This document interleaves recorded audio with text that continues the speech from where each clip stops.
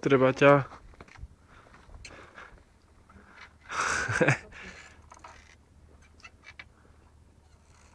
Čo teraz robíš? No, tak sa pozerám na teba. Pozor, bo do vody ideš, Heli.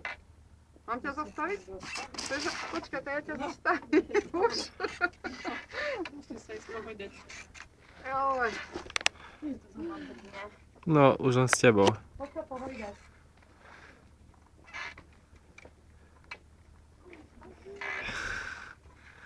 Chceš nám zakývať? A tam máš tej zasadky, vieš, že tam ako šelia, také boli potom také koleso, také hocico. Hej, tam nebolo len to. Také hocička tam bola. Kde to sme mali ho dávno? Ešte vtedy Dobrá, už som skoro zlomil nohu, či čo, bo sa vieš, on odpichol a tak spadol tam, vieš. Hej. Hej. Nie, to normálne, babka má na doma oproti domu. Takže ja som normálne ako babka volala, zobrala taký telefon, nie mobil, ale prenosne, vieš, že keby volal niekto, tak môžem. A hoci kedy som si tej zahrať. Teraz si ideme, aj ďaleko do, vieš. Teraz tá Marta tá robí. No, ideme? Minule sme si boli tam posledne, bo tam máš aj takú lavičku, bo si posledne, vieš, to už tak... Či ideme, sa pýtam.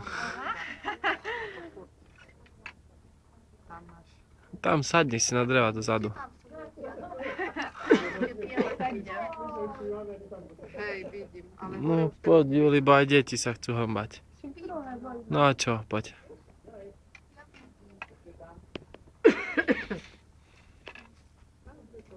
Ja som si myslel, že to tu pôjdeme dať kde dole, to ide na taký... Ale by sa dalo, však keď idú tam toľky, tak by... To treba skorej sa vybrať.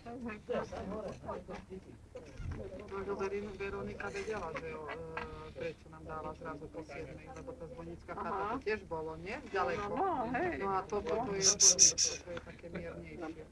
Hej, no toto, no tak ona si ani nerada.